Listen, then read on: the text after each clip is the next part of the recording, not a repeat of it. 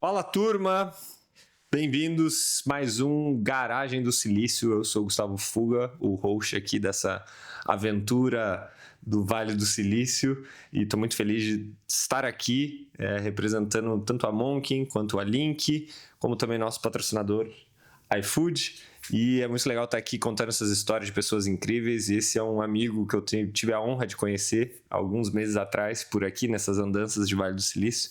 Estou aqui com o grande Rafa e muito feliz de você estar aqui. Então, valeu. Obrigado.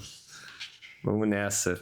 E, bom, a ideia é a gente bater papo, como vocês já sabem, né? A gente sempre conversar e contar histórias de brasileiros que estão aqui no Vale, ou que estão passando por aqui, ou que estão morando aqui, como é o caso do Rafa, de há alguns anos, e conhecer as histórias. Então, eu queria que você contasse um pouquinho, Rafa, o que você veio, como é que você veio parar aqui, e aí depois a gente vai aprofundando em algumas histórias que eu já sei. Show de bola. Fuga, obrigado, primeiramente, né? Obrigado pelo convite. Poder participar do podcast é uma honra. Eu que fui host no podcast. Tem esse detalhe, a gente vai falar sobre isso. Né? Sim, eu adoro o formato, adoro esse jeito de se criar conteúdo e dividir histórias. Então, fico lisonjeado aí de participar desse projeto e sucesso para o projeto. Desejo tudo de melhor, que só cresça aí o podcast. Boa, vamos nessa. Legal, bom, eu sou Rafael Amado, sou nascido e criado em São Paulo. Eu fiz engenharia na USP, fiz engenharia mecatrônica e comecei a minha carreira fora da engenharia, assim, quando eu me formei na USP. Eu gostava muito da área técnica, porém eu não me via em projetos técnicos botando a mão na massa. E eu acabei decidindo seguir uma carreira mais comercial, mais voltada para inovação, projetos de crescimento. E eu trabalhei em grandes empresas no Brasil, na indústria de commodity, na indústria de base brasileira, ela ainda é muito forte, tem uma participação muito grande na geração de capital do país. Então trabalhei em empresas como Votorantim, Klabin, papel e celulose, trabalhei na Oxiteno, que era uma indústria química. E todos os meus projetos eles foram voltados para inovação e crescimento, assim, seja na área de inteligência de mercado ou em áreas de estratégia, onde o meu papel junto com o time era sempre sugerir como a empresa deveria crescer, seja organicamente e inorganicamente. Uhum. E para o crescimento inorgânico, vários projetos envolviam você investir um capital em alguma outra empresa, ou em alguma tecnologia, ou adquirir uma tecnologia, ou fazer negócios como joint ventures. E num desses projetos, depois de alguns anos já trabalhando na Klabin, o meu projeto acabou considerando investimentos em startups. Isso foi lá para 2015, 2016. Isso, você estava dentro da Klabin. Isso, eu estava dentro da Klabin. E aí, quando eu comecei a olhar um ecossistema, basicamente na época, sem saber o que era, eu estava fazendo um deal flow de startups. Eu estava tentando encontrar e selecionar startups que tinham a ver com o alinhamento estratégico da empresa, e a empresa estava disposta a investir um capital.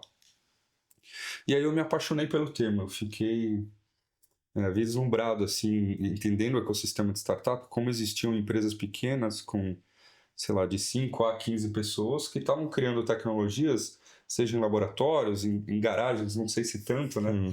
Mas que estavam lá nos seus espaços criando tecnologias que estavam possivelmente influenciando um caminho futuro de indústrias de legado, né? Como a indústria de papel e celulose. Total. E eu me interessei muito por esse tema, e eu comecei a pesquisar cada vez mais sobre esse tema. Eu estava fazendo uma pós-graduação na época, comecei a entender, buscar mais recursos na pós-graduação sobre empreendedorismo. E lá para 2015, 2016, você não tinha tanta informação sobre esse tema. Né? Acho que a partir de 2017, 2018, quando os unicórnios começaram a aparecer com maior volume no Brasil, mais capital começou a ser investido, esse tema começa a florar e vários pedaços da mídia começam a cobrir o ecossistema de empreendedorismo. Mas na época não tinha muito conteúdo. E eu sempre fui um cara que gostei do ambiente acadêmico. E muitos deles saíram ali da Poli mesmo, mais ou menos naquela sua época ali, né? Exatamente. Né? O Buscapé era uma grande referência de empreendedorismo da época. E quando eu estava lá, ela já era um pouco antiga, assim, né? Já tinha dado muito certo, já tinham outros deals ao redor. Onda, né? Tinham acontecido. Mas depois dessas ondas, a gente não tinha muitos exemplos, assim.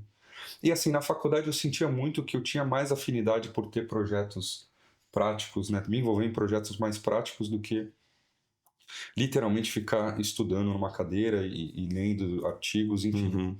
Então, eu acho que tinha um pouquinho dessa veia de explorar um novo dentro de mim que eu ainda não tinha descoberto como trazer ela para uma estratégia da minha carreira, né?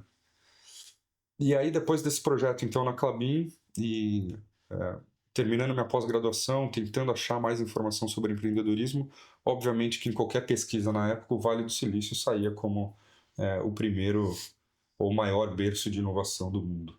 É óbvio que nessa época Israel já tinha se tornado um polo de inovação e empreendedorismo muito forte, a China, até outros países na Ásia e Europa, mas o Vale do Silício é a grande referência. E aí eu falo que eu decidi a forma mais cara, de fazer a forma mais cara para vir para o Vale do Silício, que foi fazer um MBA. Um MBA, um tuition, aí, uma anuidade paga em dólar, é uma coisa muito cara, então teve um grande planejamento. Mas eu decidi fazer um MBA por influência até de um chefe na época que tinha feito Harvard.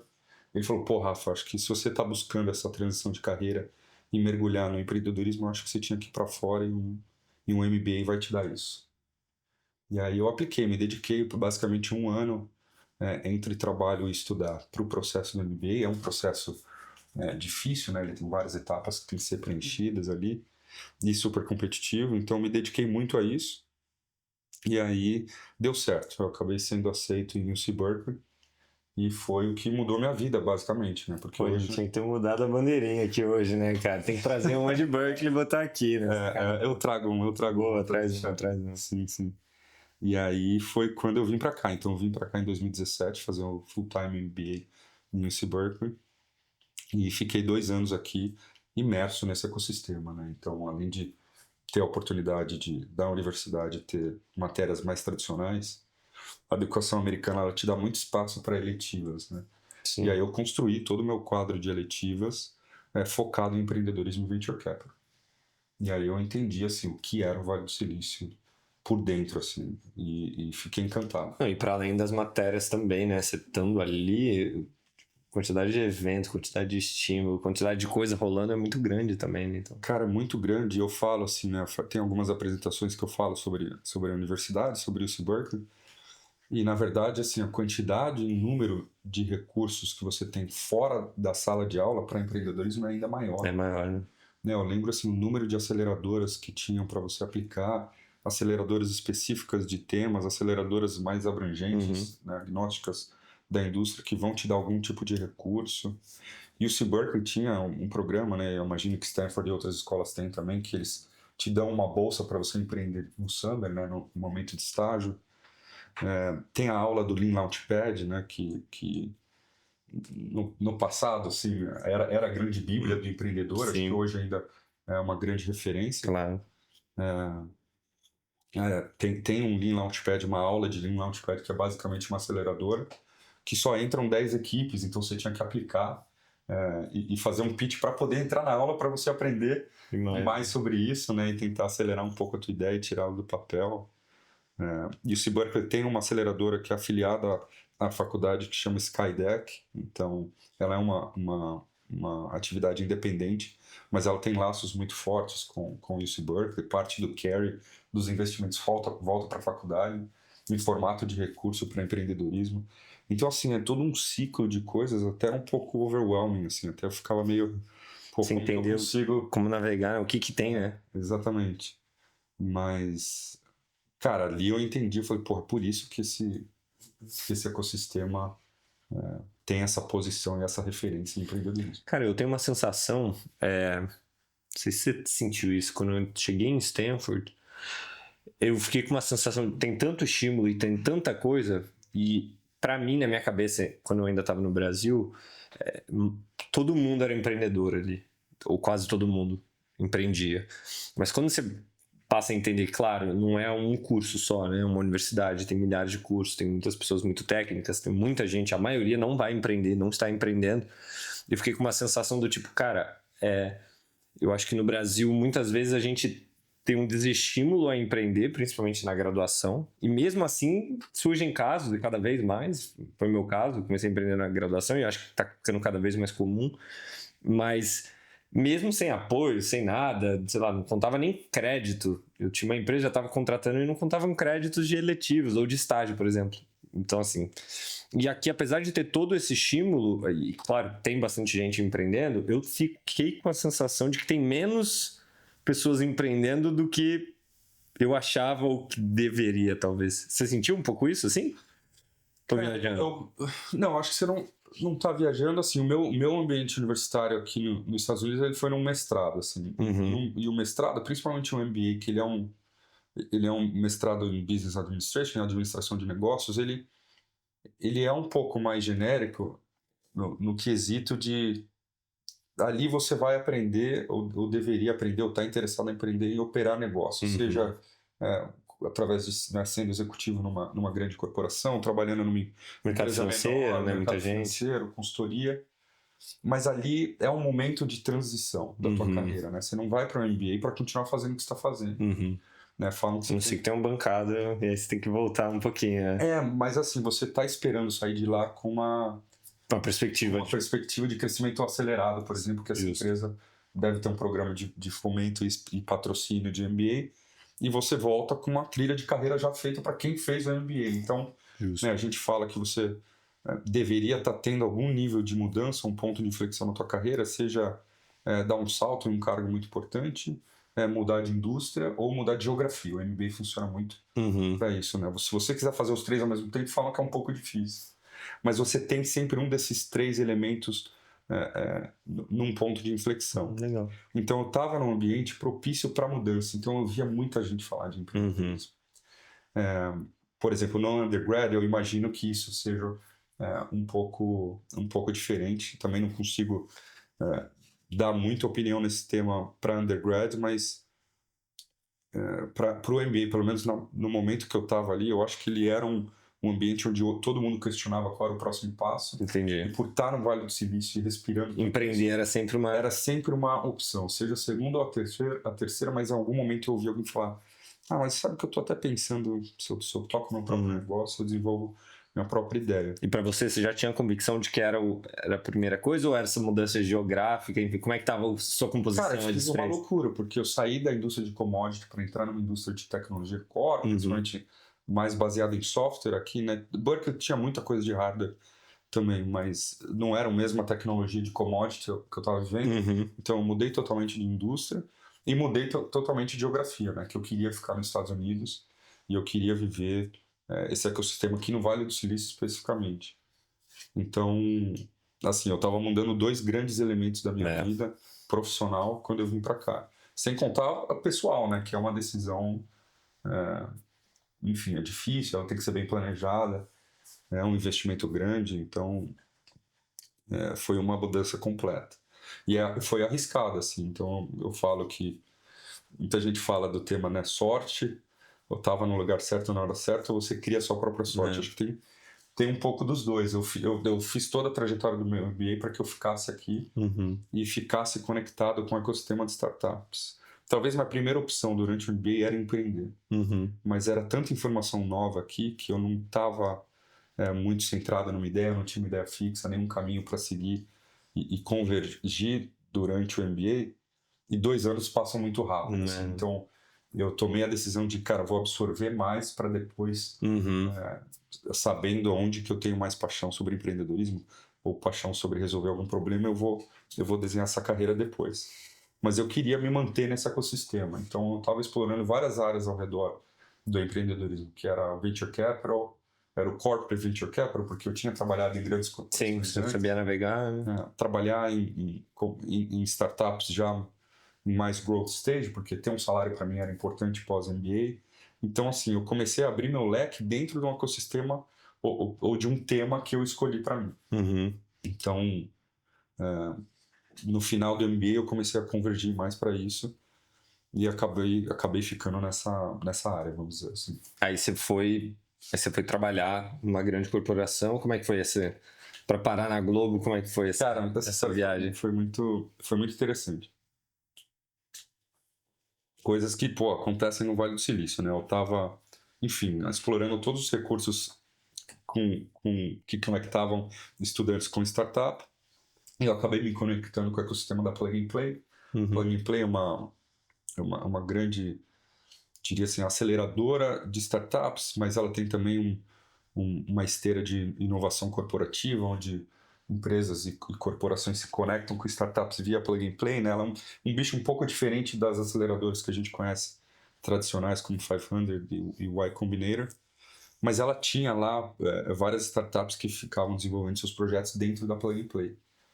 E eu conheci um brasileiro, que era um cara super técnico, que estava desenvolvendo na época, então isso era 2018, uma estação para carregar patinetes elétricos. E o cara era super técnico, ele basicamente andava com a estação dentro da plug and play, assim, era um negócio gigante, maior que eu, tinha um painel solar em cima, que ele chegava lá só para mostrar porque não batia sol lá dentro do escritório. E ele basicamente assim não sabia o que fazer com aquilo. E quando eu vi o pitch dele para um grupo gigante, assim, você vai andando pela sala, você vai vendo pitches, assim, startups apresentando para investidores. É uma coisa assim maluca se você for pensar, concentração ao redor desse tema, né, de empreendedores querendo vender suas ideias e conseguir seu primeiro investimento.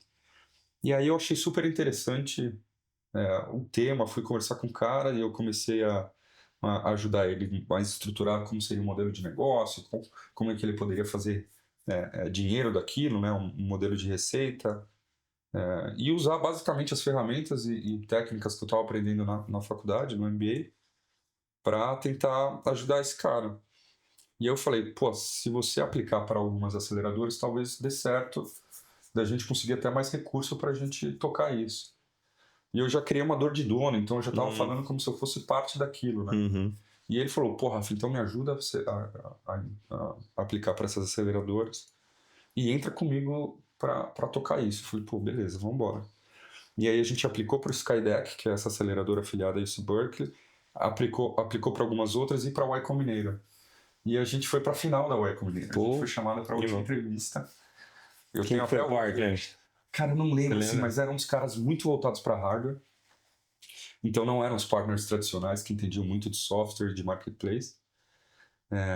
E a gente foi bombardeado, assim, de perguntas. Os 10 minutos que mais Cara, assim, eu saí de lá, né? eu tava suando, assim, foi super intenso, mas ao mesmo tempo, cara, passar por essa experiência é bizarra. Eu via fotos dos founders do Airbnb na frente da Y Combinator, tem uma foto clássica deles lá, eu falei, pô, nem acredito que eu tô pisando no mesmo lugar que esses caras estavam aqui quando eles também estavam sonhando, né? E a gente acabou não passando, eles fizeram um feedback super legal. Mas aí a gente, depois de alguns meses, recebeu a resposta do Skydeck, onde eles não iam investir na gente, então a aceleradora ela tinha um caminho que eles chamavam de cohort, que eles põem um dinheiro inicial, mas eles tinham um caminho de incubação, onde eles aceitavam mais startups e davam alguns recursos para você ficar lá. E a gente recebeu muitos assim, feedbacks muito bons do Y Combinator. Eles queriam até que a gente colocasse eles na newsletter para investor, para acompanhar a atração e tal. E o Skydeck deu certo. Então, isso eu estava indo para o meu último semestre do MBA. Então eu falei, cara, eu tô sentindo sinais de que aqui pode ter um negócio. E aí eu comecei a investir meu tempo nisso, assim. Então eu mal ia para as aulas, né? Eu consegui fazer o mínimo de crédito possível. Teve uma aula lá que eu até tive que falar com a professora que eu ia desistir, e ela falou, cara, pra você não ter uma nota ruim, faz um trabalho, entrega para mim, né? Eles foram super flexíveis, porque eu falei que eu tinha esse sonho de empreender e tal. E aí eu comecei a focar 100% nessa startup, não 100%, mas comecei a focar muito nessa startup. E mês foi passando, né? Então isso foi em, sei lá, novembro de 18, dezembro, janeiro, fevereiro. Em maio de 2019 eu ia acabar o MBA, assim, eu ia ter mais 2 meses para voltar para casa. E chegou abril de 2019, cara, a gente não tinha atração ainda, assim, as conversas de parcerias não evoluíram, a gente tinha que conseguir permits que a gente não estava conseguindo. Então uma série de coisas estavam dando errada e ali eu tinha que decidir. Ou eu tento fazer isso acontecer por mais alguns meses e volto para o Brasil se não der certo, ou eu vou ter que arrumar um emprego em um mês, que saindo do MBA, assim, é um pesadelo. Já não tinha muitas mais opções, né? As ofertas para os MBAs já estavam acontecendo. Tem todo um calendário, né? Tem todo um calendáriozinho que se você não segue, você toma mais risco, né? Não que você não consegue. Então, eu falei, pô, agora eu vou precisar criar leads aí para eu eventualmente fazer entrevistas e ser empregado. E eu queria ficar nos Estados Unidos. E aí o poder do networking, né? Então o networking me chegou nessa startup, mas também o networking me chegou no meu empregador, que foi a Globo. Quando eu comecei a falar com meus amigos, cara, eu tô procurando emprego, eu tenho um mês para ficar aqui, se souberem de alguma oportunidade que tenha a ver com minha trajetória, né? Me avisem. E aí um brasileiro falou, Rafa, eu conheci um executivo da Globo que tá aí, e ele tá super interessado em contratar pós-MBA, principalmente brasileiro, ou que fala português, porque já tem uma visão de negócio. Eu sei que você pôs a trajetória do teu MBA para empreendedorismo e eles estão interessados nesse ecossistema. Na verdade, eles queriam começar a investir em startups. E, pô, você é brasileiro, você conhece a posição da Meu Globo Deus do céu, hein? e a reputação da Globo no Brasil. Posso te apresentar esse cara? Eu falei, pô, por favor. E aí, o cara me ligou e falou, pô, Rafa, né, o Pedro, foi o Pedro Moura que me indicou. E aí ele falou, Rafa, você quer almoçar comigo aqui em Palo Alto? Eu quero te contar um pouco do meu desafio e ver se tem fit aí. Falaram super bem de você. Eu fui no almoço, resumindo, ele me fez uma oferta na hora. Falou, amanhã você está recebendo uma oferta. Pô, eu preciso de você aí. Então era uma posição na época para fazer um corporate venture capital. Então era uma estrutura que tinha interesse de fazer um investimento com vínculo, ou um retorno, intenção de retorno financeiro, mas também de uma aliança estratégica. Mas isso já tinha Global Ventures no Brasil? Não existia ainda. Não existia. Global Ventures, né? Na verdade, Roberto Marinho Neto é a estrutura da Global Ventures. A estrutura decisória dos investimentos já estava sendo formada, já existia um comitê de investimento, mas não tinha o CNPJ, Global Ventures. Então, na verdade, acho que o berço de profissionalizar essa atuação de investimento direto surgiu aí, né? O executivo chamava Eric Bretas, e ele me contratou. Depois de uma semana, a gente aprende no MBA que você sempre negocia a sua oferta, você nunca aceita ela de primeira. Tem até uma estatística, né, que fala que depois de vários anos você pode ganhar milhões a mais só por sempre negociar suas ofertas. Olha só. E aí deu muito certo, e tô na Globo desde então, já fazem quase 6 anos que eu tô lá. Caraca. Me formei em 2019, né, meu escopo mudou bastante, mas sempre voltados a esse ecossistema de inovação e startup. Animal, cara. Então, o chapéu original ali era uma coisa mais um corporate venture capital, e aí isso foi se construindo para coisas mais de parcerias na prática, né? Então, hoje o desafio é conectar o Vale do Silício, o que está rolando aqui, com demandas da Globo, é mais ou menos isso? Exatamente. Então, depois de um ano e meio, né, a Globo decidiu criar a Global Ventures. Então, o Roberto Marinho Neto, que era executivo da Globo, ele acaba sendo o CEO da Global Ventures, e criam toda uma tese por trás de investimento direto em startup. E a minha posição, nosso time, tinha mais 2 pessoas também na época, ele vira uma operação de parcerias estratégicas e ecossistema de inovação.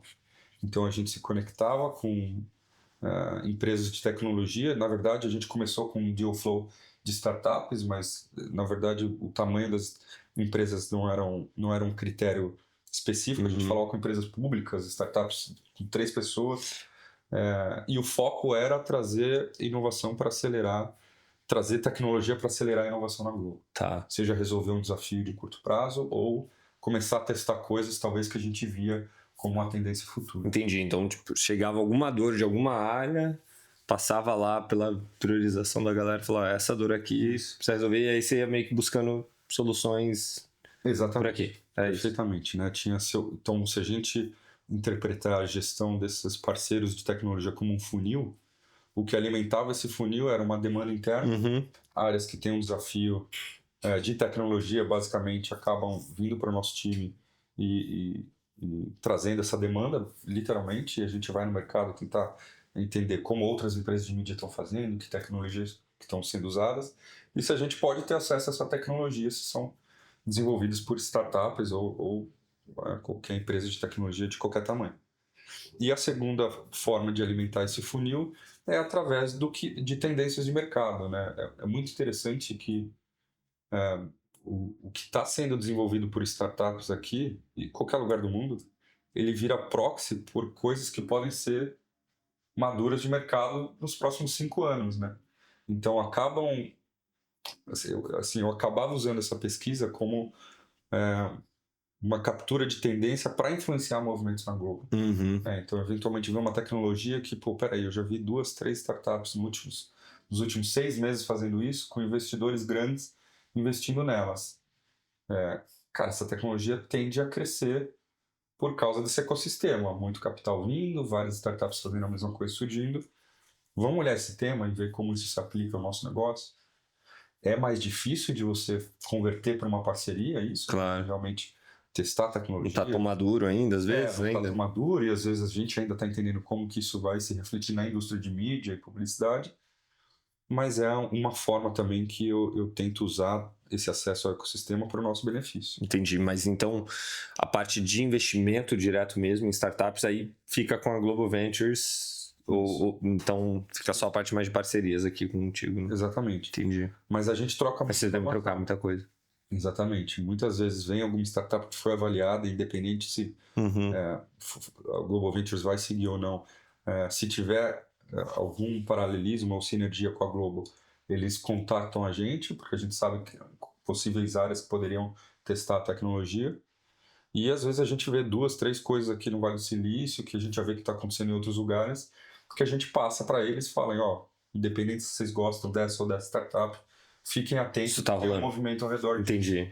Vale a pena dar uma olhada. Esse alimenta a galera da estratégia lá e dos planos mais de longo prazo. Tem algum case legal assim que você pode contar pra gente de solução daqui que foi implementada lá no Brasil? Cara, tem um case que foi pré-Global Ventures, mas é um case público, é uma startup de um founder que estava aqui na Plug and Play, e a Globo, nessa estrutura que eu estava ainda de Corporate Venture, investiu na startup e alguns produtos da Globo usaram essa startup por alguns anos, assim. Era uma startup que trazia engajamentos muito parecidos com o que acontecia em social media para o ambiente de sites de artigos e vídeos, né? Então, um GE, um G1, um G-Show, por exemplo. Né? Então, ele cria um ambiente de chat, ele cria emojis para você poder criar reações em artigos ou em vídeos dentro do publishing dos sites. E, na verdade, a primeira relação com essa startup foi de investimento. E aí, depois, ela virou um parceiro estratégico, um contrato que durou até alguns anos. Que animal, cara. Então, foi um case, assim, muito legal rolou a intenção de investir e ao mesmo tempo tinha um fit estratégico onde a gente usou aquela tecnologia. Estando na tua posição, você acaba tendo muitos pontos de contato lá dentro, né? Então, dependendo da área que o problema vem, enfim, é uma empresa grande. Como é que é para você, e aí, pensa no ponto de vista de um founder que tá vendo aqui, tá falando assim, cara, como é que eu vendo pra Globo uma empresa tão grande quanto, assim, como que eu facilito a vida do Rafa, Sim. dos Rafas por aí, não só para ter um expose, assim, né, uma visibilidade, mas também para navegar bem esse processo de venda que muitas vezes é complexo, né? E longo. Cara, esse processo ele é muito complexo e longo e, assim, eu acabo sendo um facilitador desse processo, assim, né? Muitas vezes para as áreas da Globo eu acabo ficando do lado do founder da startup, tentando assim, mostrar para ele que existem diferenças na velocidade de como as coisas acontecem, na gestão de expectativas, né? Uma startup, ela pega a Globo como cliente e ela acha que a vida dela vai mudar no dia seguinte. E não é assim, né? A gente tem processos, tem questões burocráticas, tem questões de segurança. Então, tem vários cuidados que a Globo e uma grande corporação podem e vão ter, que a startup tem que saber para poder gerenciar suas expectativas e suas ansiedades.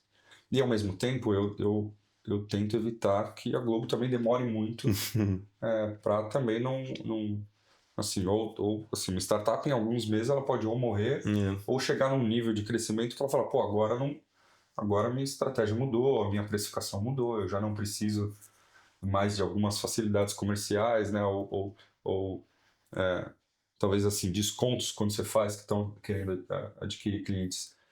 Quando você está num patamar maduro, você não precisa mais. Então, eu tento tomar esse cuidado de como gerenciar as expectativas e as velocidades de como as coisas acontecem dos dois lados. Mas eu falo assim para founders que, cara, unidade de tempo de corporações grandes, até por ter trabalhado em outras corporações brasileiras antes do MBA, cara, é uma unidade de tempo diferente da startup. A startup, ela tá tomando decisão, cara, semanal, quiçá diária. Uhum. Né? Algum distúrbio naquele processo, naquela curva de uma startup, cara, ela muda e toma a decisão numa conversa entre os founders, cascateia para um time de 5, eles já estão fazendo outra coisa. Né? A velocidade de corporações vão ser de semanas, quiçá meses, assim. Eu lembro que teve empresas que eu trabalhei que para assinar o NDA demorou 3 meses, 4 meses. É complicado, né? E assim, tem empresa que não vai compartilhar nada enquanto não tiver um NDA assinado. E o startup já pôs no ARR lá a conta daquele cliente potencial da carteira de prospecção. E às vezes a startup deposita muita energia para uma coisa que vai demorar. Uhum. Então, às vezes eu falo para a startup, cara, a gente vai precisar de 2 meses, toca o barco, vamos fazer as coisas que vocês estão fazendo, não dependam da gente e eu vou mantendo atualizado. E várias conversas que eu tive com founders, eles apreciavam muito, assim, eles agradeciam muito comunicação, que às vezes falta. Assim. E às vezes o cara não está acostumado nesse processo de venda e exatamente. se dá uma visibilidade ajuda, né? Então, assim, se você trabalha numa grande corporação e tem essa relação com startup, para o founder é a melhor coisa. Passou uma semana e você fala, não resolvemos nada. Isso vai demorar mais uns 2 semanas. Uhum. Para o founder é bom porque ele se programa, entendeu? Claro. Então, essa falta de comunicação, às vezes um time interno está resolvendo os problemas e os desafios do curto prazo. Cara, chegou um pepino lá que você tem que resolver em 1 semana ou 2, você não vai ficar ligando, mandando e-mail para a startup e falar, viu, calma aí, tá tudo bem, a gente só não vai conseguir por causa disso. Então, eu acabo fazendo essa comunicação e tento fazer ela de forma mais transparente. Então, eu falo isso, assim, a unidade de tempo, ela é diferente e ela tem que ser entendida. Mas a gente estava falando com o João Moura da Creo AI e ele estava falando o quanto que o go-to-market dele, eles vendem para enterprise, e o quanto que os ciclos de venda estão muito mais rápidos, claro, dependendo das pautas de tecnologias, as agendas ali dos diretores, dos C-levels, também está com uma demanda de precisamos acelerar a inovação e botar AI. Então, segundo ele está pulando ali de uns 6, 9 meses, geralmente que levava para coisa de 3 meses, a gente já está conseguindo algumas negociações muito por esse estímulo também do outro lado. Você está sentindo isso? Eu sinto isso, com certeza. Acelerou. Acelerou.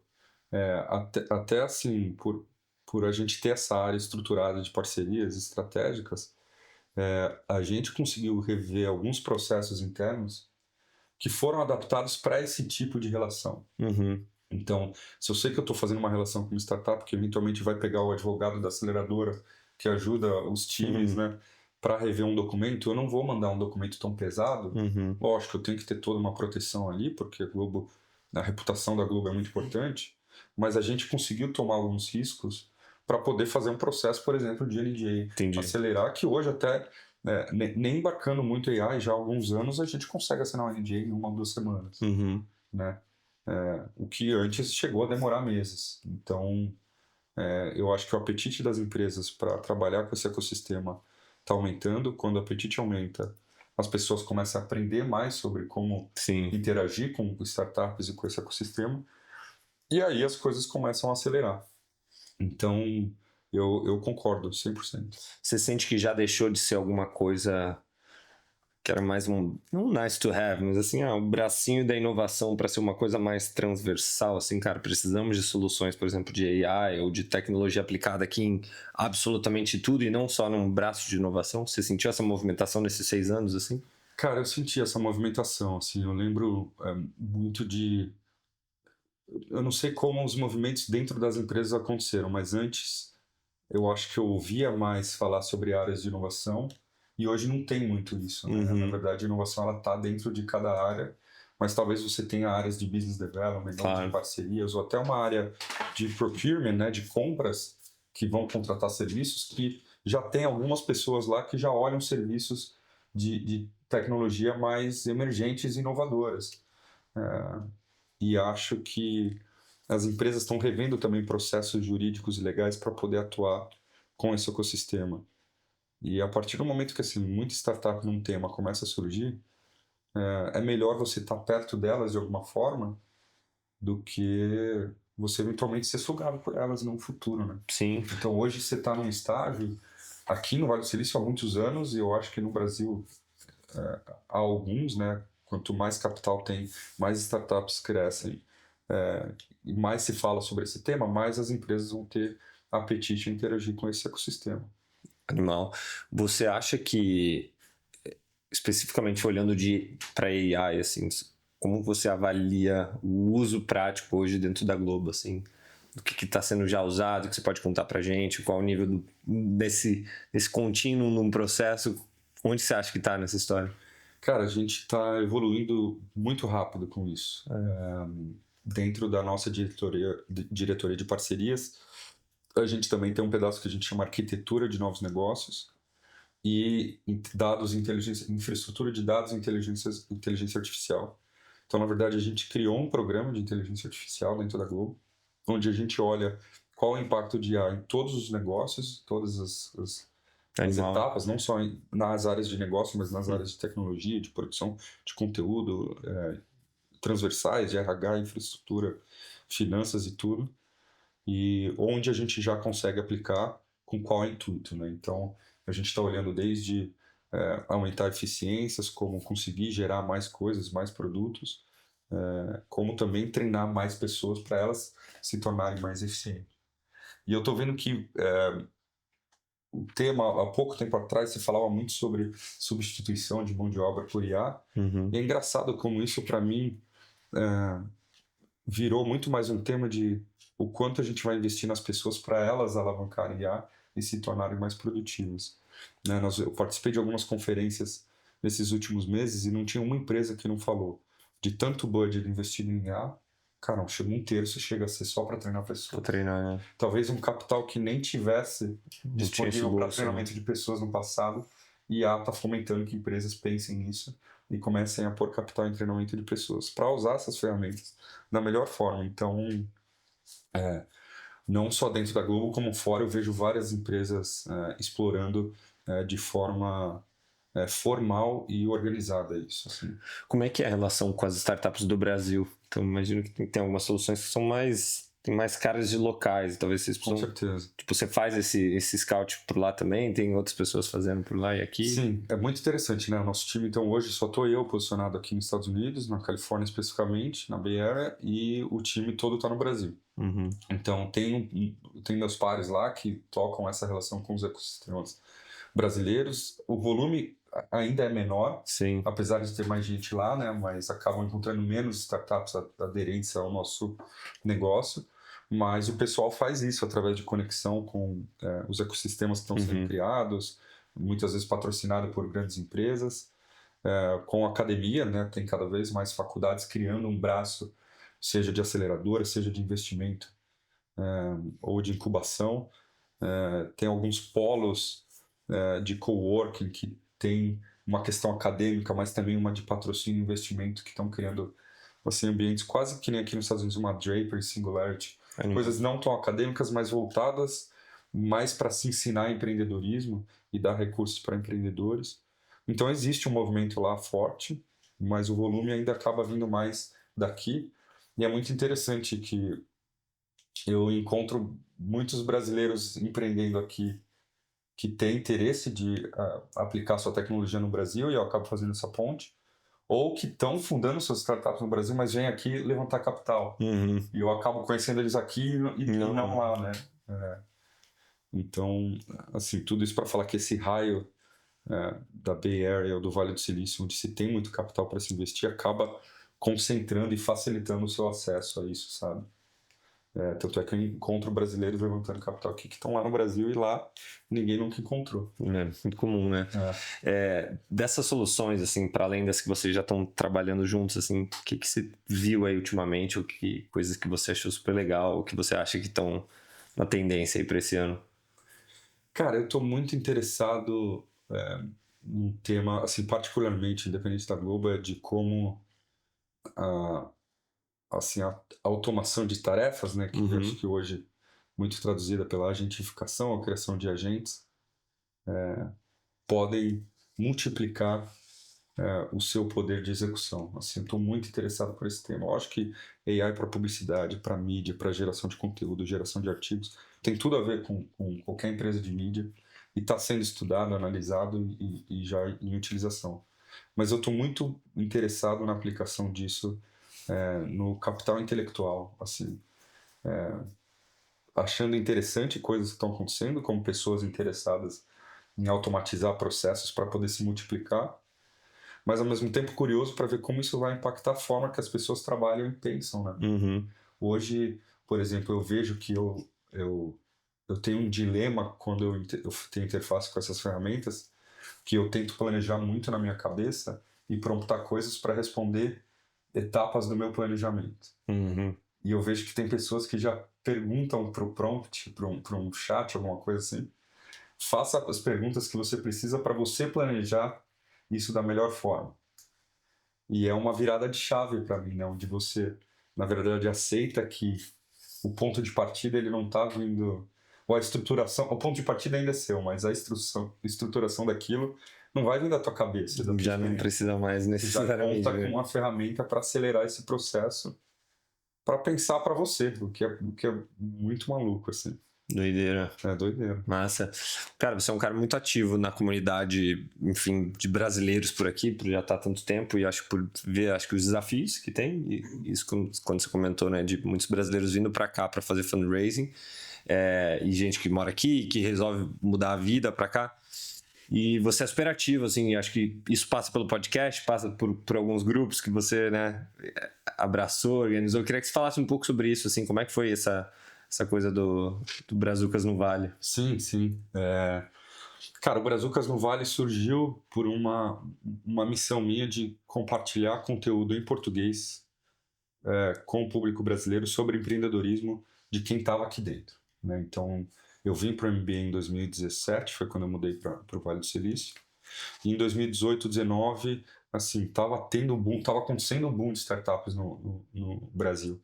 Então, várias mídias começaram a surgir com conteúdo, mas eu achava que ainda existia um gap até para democratizar esse conteúdo. Então, eu fundei esse podcast chamado Brazucas no Vale, com esse intuito.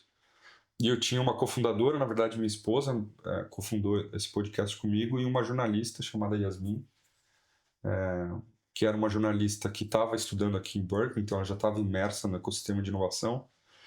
E ela, quando eu compartilhei o projeto com ela, através de networking, alguém falou, porra, eu tô sabendo que você quer fazer um podcast, conheço essa jornalista que adora o formato podcast e tá interessada em saber mais. Então eu fiz um pitch para ela e ela me ajudou, e quando a gente começou a criar conteúdo e fazer os scripts, ela adorou a ideia da gente ser democrático no conteúdo. Então a gente começou a traduzir termos, assim, que aqui eu já estava ouvindo há alguns anos, então virou cotidiano, mas que no Brasil ainda talvez, assim, muitas pessoas não sabiam. Então de algum termo assim que... Cara, o próprio Venture Capital. Tem um amigo meu que ele é um diretor na Mercedes, e eu lembro quando ele mandou uma mensagem, pô, Rafael, aprendi o que é Venture Capital com você. Não era o dia a dia dele. Claro. Ele era um diretor técnico na Mercedes, caminhão, assim, super bem sucedido, inteligente, e não tinha ideia do que era o termo Venture Capital. E ele falou que lembrou da tradução de um episódio que fez ele entender o que era isso. Né? Então a gente traduzia Series A, a gente traduzia Bootstrapping, né? Então às vezes a gente acabava esquecendo, e aí a Yasmin fazia muito esse papel de, Rafa, você falou sobre Bootstrapping, a gente tem que fazer uma pós-edição e explicar isso. E eu confesso, assim, que no começo eu fui reticente, falei, pô, a gente tem que soltar esse conteúdo da forma que se fala aqui. Eu falei, não, pô, tem que traduzir, né? Vamos traduzir, vamos mostrar como que se fala. Então, foi um projeto que a gente começou de forma amadora, mas assim, me fez conhecer várias pessoas, foi aí que criou... eu acabei criando a comunidade. Na verdade, meus amigos que estavam no lançamento do podcast falaram, cria um grupo do Brazucas. E aí eu criei o grupo, muita gente que eu entrevistava foi entrando, aí os amigos dos amigos que estavam aqui. E, pô, agora parece que toda vez que vem alguém pro Vale do Silício, eles entram lá no Brazucas. Eu nunca fiz community management, assim, até assumo que tem pessoas muito melhores. Mas acontece um community intenso ali. Acontece, assim, eu falei, isso vai crescer de forma orgânica. Né? Muito massa. Muito de ficar estimulando muito, fomentando outros temas, mas foi uma comunidade que foi crescendo. Então a gente gravou vários capítulos durante a pandemia, pós-pandemia. A gente parou de gravar, mas o podcast ainda tá no ar, chama Brazucas no Vale. Assistam aí, galera. Animal. E eu tô com vontade, assim, talvez esse podcast aqui me deu uma vontade, ideias. uma provocação de, pô, é um formato que eu gosto tanto, por que não voltar? E eu acho que a provocação é... Muita gente quando vem aqui, acho que vem com esse desejo de fazer isso, de contar assim como a gente também tem. E acho que grande parte de quem passa por universidades aqui acaba sentindo isso também. Cara, eu preciso... Não é possível que assuntos que são tão banais aqui... mesmo a gente estando dentro do setor lá no Brasil, demora um pouco mais para chegar às vezes, né? Tem a questão da língua e tal. Só que quando você chega aqui também, você tem tanta coisa para fazer e tanto estímulo e tantos projetos que a parte de criar conteúdo acaba que fica um pouco de lado, assim. Então, e a gente sabe que criar conteúdo você precisa de consistência, né? Então, cria um desafio. Exato. É um investimento seu próprio, seja de capital para ter os equipamentos, mas também do seu tempo. De energia, de custo de oportunidade, né? Acho que o que motivou a criação aqui do Garagem do Silício é justamente esse, cara, vamos montar um espaço para a gente arrumar uma desculpa boa para contar essas histórias e disciplinar a gente mesmo a compartilhar isso e tentar democratizar esse tanto de coisa que acontece aqui. Então, somos aí muito gratos às suas aberturas do caminho aí que vocês fizeram. Obrigado a vocês aí, acho que o projeto é super legal e desejo todo sucesso. Acho que é bom ter sempre conteúdo sendo produzido com quem está aqui, seja alguém de passagem, seja alguém que está se estabelecendo, e contar as histórias desde quando elas começam até quando elas viram as histórias reais e grandiosas, e também as dificuldades. Acho que isso é uma provocação que eu faço até, que é assim, a gente tem que contar as histórias dos hustles, né? Com certeza. De quem tentou e não conseguiu e por quê, e como virou a chave, como deu a volta por cima. Porque é muito fácil a mídia trazer tudo que é bom, né? Então, assim, tem poucos super-heróis que viram referência de tudo, mas tem muita gente tentando fazer acontecer aqui sem nada. E a vulnerabilidade é um lugar importante da gente cultivar, né? Como cultura aqui. E, Rafa, pra gente terminar, eu queria que você recomendasse um livro, alguma coisa que você leu, ou que você tá lendo, ou um livro que você gosta muito. Cara, tem um livro que eu tô lendo, eu não terminei ainda, mas eu tô super interessado, que fala sobre a organização de marketplaces, que chama The Cold Start Problem. Ótimo. Esse livro é ótimo. A forma que ele é contado pelo Andrew, esqueci o sobrenome dele, se não me engano. É um partner da A16Z, que foi um cara que participou de investimentos como Airbnb e outros. O Slack, assim, ele fala de como você estrutura o go-to-market para criar um marketplace, mas assim, de várias abordagens. Então ele quase que te dá uma ideia de coisas que você pode testar se você está criando um marketplace. Tipo um framework, né? Muito bom. É muito bom e muito bem escrito, assim, super legal, e conta de várias histórias de startups que estão aqui, então me faz lembrar, assim, do quanto o Vale do Silício é importante para esse ecossistema, e é uma ótima leitura, assim. Ele é um livro mais de negócio, mas ele é uma boa leitura. Muito bom.